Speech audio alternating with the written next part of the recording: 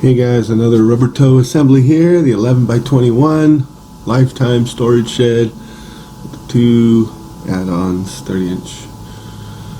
Beautiful looking shed here. We're going right to section 12, the door-to-door frame assembly. And again, all on cardboard. You lay cardboard out. This is section 12.2. This is how they show you to slide on this piece, the door hinge, onto the other end of your left door, and make sure the hinge swings so the doors will swing the correct way when you open them, like accordion style.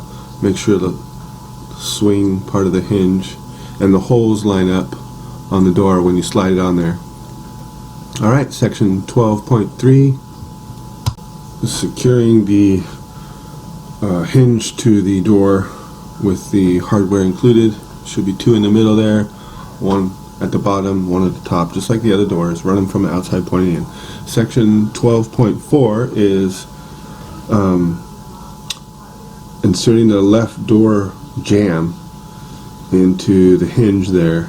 As you see, you just line up the holes. It slides in, it's the same width, slides into that door hinge. The door jamb slides right into the hinge right there, and it's got the holes line up. So section 12.5 is installing the angle bracket to the hinge with the 2 screws that you see me putting in there. They don't need washers, and they're going through the hole side, the one that's circle shaped. There's 2 on the left that aren't being used. You see those 2 holes when she zoomed in. On those was the squares. You can see square shaped holes, and then there's 2 circle shaped holes. You want to go in the circle shape, and then the last screw goes with a washer on it towards the bottom right there, and you just loosely put those on for now. You're going to snug those up later. Pointing out here, looks like this particular owner's manual. Oh, these little nuts that go on are labeled different label numbers in the owner's manual. It's the same pieces. It was just, I guess, a misprint. This little end cap. I'm just showing these. You got to watch for these things, and sometimes you have to, if you're going by the book, you have to look at what the parts are called and then come to the conclusion the same part is called the same thing in every section except this one right here, which is the same thing, same size and everything. They labeled it different. So it's just a typo, but little things like this, here you go, pointing them out, the exact same part in 2 different sections. It's just a typo. So that would throw somebody off and drive them crazy. I'm just pointing out little things like that. Section 12.7 is connecting the center door and the left door together, which I find probably one of the hardest parts. And then all 3 doors are going to be laid out onto the cardboard. There's 2 out of the 3, and see how the doors swing? That's the way you want them to swing. I think I'm pointing out which way to swing. Onto section 12.8, moving right along, is running your hardware once you have the door slid on there. 2 people, if you have 2 people, that's definitely the way to go on this.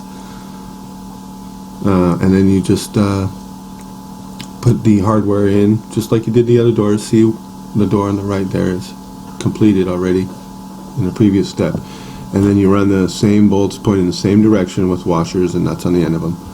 Snug those up good.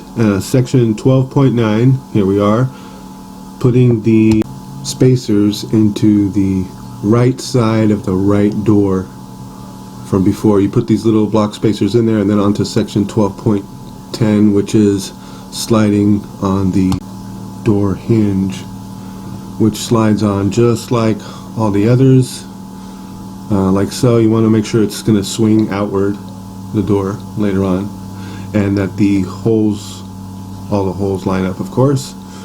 This one seems a little stiff going on there. I mentioned it earlier. If you can't get it horizontally like this, I get it to a certain point, right about where you see there, where I can go vertical, just like as you see, and being on cardboard, that always helps. Also, again, and you just pull down. Of course, I'm 6'4" and could do it way easier, but you might need a ladder to do it this way. But still, same concept. Just reach up there and use the ground to your advantage. Once it's lined up, 12.11 is putting the hardware, the little carriage bolts. There should be 4 total. 1 at the bottom, just like the other doors, with a washer and a nut, and 2 in the middle. Should be actually not only where there's handles. Oh yeah, and the hinges. 2 in the middle, which holds the hinge there onto your channel all in one shot. And so onto section 12.12, which is inserting the door jamb into the hinge there, the door hinge. And it's just going to go on the same way the other side did on the left door, which was connected to the middle door. And then section 12.13 is installing your angle bracket on the top there, the top angle bracket. And again, just like the other side, see the holes that aren't being used have square shapes, and the 2 that have circle shapes are the ones that get the 2 bolts right through there with no washers. And then you put a washer on the 3rd one that's going to go low down here, right in that center that lines up with the washer, and just kind of hand tighten it for now. You'll come back later in a bit and screw those tight. It just makes it easier when you put your bar across the top there. So that's, and I'm snugging these up, probably because I don't want it to jiggle around too much here. And then on to section 12.14, which is the short glider track. You see there, and bolted to the glider track, and the long glider track all gets bolted together, just as you see, all laid out right there. It happened to line up nice and straight, and so I capitalized and put in the screws and hardware provided and tightened it all up. You don't want to go over tighten this too extreme, because those little carriage bolts, little short carriage bolts, can break, so don't really bear down on it too much, but good and tight. And then also, just as you saw there, pointing from the inside, pointing out, because your channel is going to roll through there. On to section 12.16 right here, which is connecting all 3 doors together. This is where cardboard comes in, very handy always. And you can see it just takes a little shimmy this way, shimmy that way. I line up one side, then I go to the other side and line that up nice, as if all 3 doors were connected, because you're going to lift it all up one piece pretty soon here, which is probably one of the hardest parts, definitely. Okay, so the bottom's nice and secure, just as you see there. Come back up to the top here and secure the top, just so everything seems to line up the way it's supposed to. Alright, so line those up nice and straight, just like you see there, and the cardboard is covering all 3 doors underneath, so that's your finished side. And then you take the glider track assembly and lay it down across all 3 doors, just as you see there. I put a little wood block, comes with the storage shed. I put a little wood block underneath there, kind of in the middle, to keep it up off the ground sometimes, and helps line up. Or sometimes I put the wood block, slide it over as a spacer to the left door, to the right door, to help keep it straight. This is section 12.17, and it's connecting the glider track assembly to the top of the 3 doors. And this here is where your square holes come into play. You insert 2 of those tiny carriage bolts.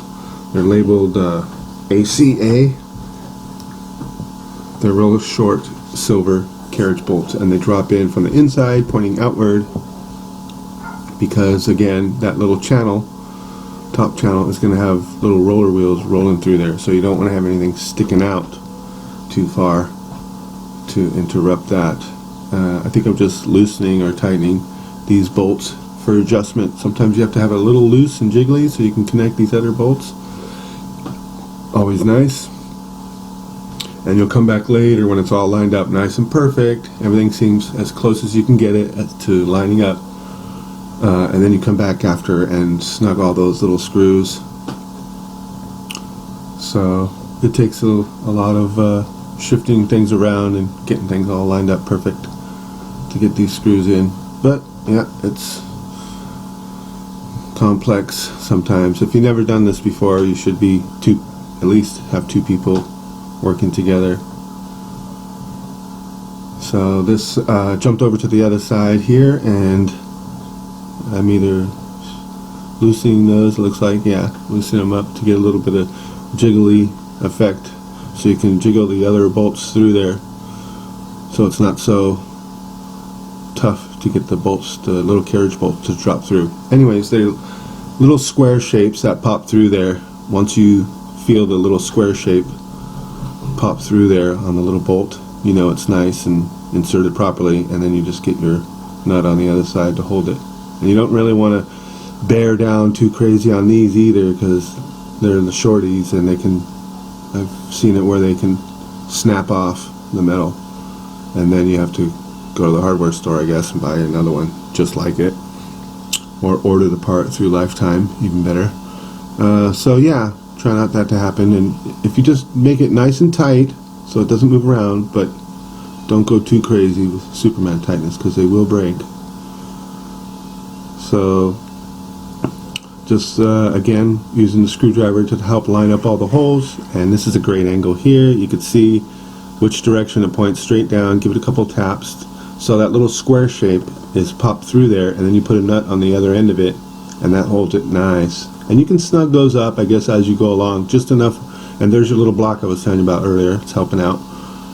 You know, just snug it up so that the little square shape doesn't pop out of the square hole that it's been inserted to, and you're all set. And then you go through when you got it lined up and tighten all those up nice. But it's onto section 12.18, and this is putting the little glider wheels into the carriage bracket. They label these part numbers in the book. As you see here, you install them just like that.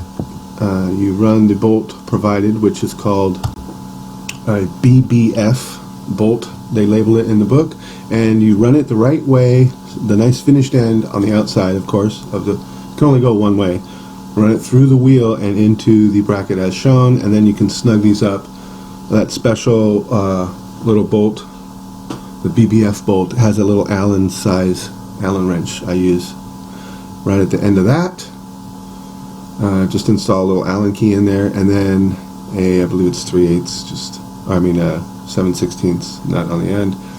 One of the ADJ, the little cap nuts. Anyways, you snug those up nice, but make sure the wheels spin, because that's going to run through your top channel there, bracket, as you see there. Those wheels are going to run through that channel, and it's going to be connected to that bar you see right there on the middle door, and it's going to, kind of like an accordion, if you will. It's the two doors on the left, the middle door and the left door actually, are going to roll off to the left side. This is section 12.19, which is installing that bracket with the wheels onto that bar, just as you see there with the hardware provided. That bolt is threaded about half the way down, and so you just run your first screw right through that bar as you see, and get that nut all the way down to where the threads end, so you have maximum room to adjust that in the beginning there. And then you lay the bracket with the wheels right as you see there, where the bolt is coming through the hole at the bottom of the bracket, and then you put another nut, the second one, on the inside there. It's kind of tricky getting in there with the angle, getting your fingers in there to put the nut on. So that's the channel it wants to roll in, but you can see the door has to adjust and come up a little bit more already to meet that bolt. So there's going to be some finagling there, kind of bumping it over. So you lift the whole bar up on the top to try to get it to come down a little bit, but it looks like the doors might have to slide up a little bit. Anyway, you adjust these back and forth, and onto section 12.20, which is attaching the center door brace to the carriage bracket there as shown. I'm getting a, looks like a 7/16 open end wrench there. or angled wrench. Yep, and then a 7/16 socket, and just tightening it up real quick. And you can adjust it tighter or looser depending on how it lines up. Onto section 12.21, which is putting these brackets on. They are floor brackets, that's what they call them, and they go on just as you see here with the little carriage bolts pointing from the outside, pointing inward. Very important there too, because you don't want them pointing the other direction, because your door jamb right there is going to slide into the side of your wall panels and get connected, and if that nut is on pointing the other direction, it's going to throw you off about, I don't know, half an inch, maybe quarter of an inch at least. So you snug those up nice. You can snug them. You don't have to tighten them completely tight, because you might want to adjust these later on when you're screwing it to the floor. But they're on both sides. I'm going over to the other side to put the other one on now, as you see there. And very important again, run them from the outside pointing in, just like you see. Little carriage bolt should drop in that hole, and then just snug it up enough to where that bolt is not going to loosen itself and fall out of that square shape. You know, gives you a little, and you can always gives you a little playroom, and you can always adjust those nuts later on down the line too, as you see fit. Onto section 12.22, and this part is recommended 2 people here to lift that up. But I guess I've been doing this plenty of time to be able to do that. Wow, that's pretty impressive. You lift up that whole channel with 2 people, or 3 even easier, and then carry it over to not too far away. You want to do this right in front of where it's going to go. The shorter distance you have to carry this big piece, the better. So it's, as you can see, it's pretty close to the front wall of the doors. The 3-door is like a wall, the 3 doors. It's your front wall.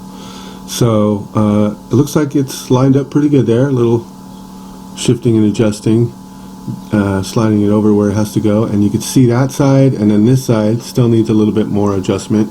You can see the wall and the door hinge there on the side, the door jamb need some adjusting there, but you slide it back where you're nice and flush in the front at the bottom of the flooring. And onto section 12.23, which is fastening this to your sidewalls there, and there's I don't know, maybe 4 or 5 holes or so, 6, that should line up with pre-drill holes that are in the panel, much like the rails on all the trusses all the way down the line of your wall there on the inside. There you go, and you can see on the inside there 1, 2, 3, 4, 5, 6 or 7 even holes that line up, but you want to make sure you pick the holes. There's 2 holes I think to choose from, an inner one and an outer one on the door jamb. That's to choose from, yeah, and you want to make sure that it's lined up with either the front one or the back one, so that the front part of your door there, the whole wall face of your door, is flush with the edge of your walls on the outside. So if you look down where the doors are going to open in the front, you want a straight line, nice and flush, your whole front door basically at the bottom where the flooring is. You can't see in this currently at the moment the flooring, how it's lined up, but it's straight across the floor in the front, and then you just line those holes up with the holes that are in the sidewall, and sometimes they're a little off and need a little adjusting, a bump here and a bump there to get the screws in, the little screws. So yeah, this side looks nice and flush from the outside. Yep, it's safe to open that door, I guess, and go check it out. I probably went and looked how the front looks on both sides. Anyways, picking this side here.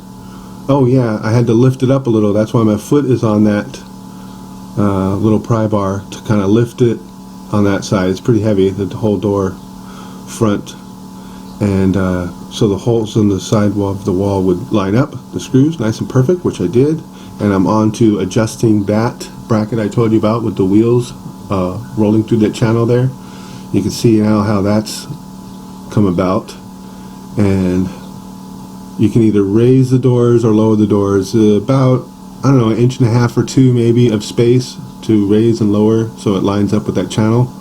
So the middle door and the other door on the end there can open outward, and kind of I call it accordion style, just roll over to the left hand side. Well, here you're on the inside, so it would be the right hand side. Anyways, off to the side. And then here's a little trick I have, because when I was opening and shutting these doors, you just bundle up some of the extra small washers onto one of the extra long screws that you have in there. Not long, extra long, but a longer size extra screw.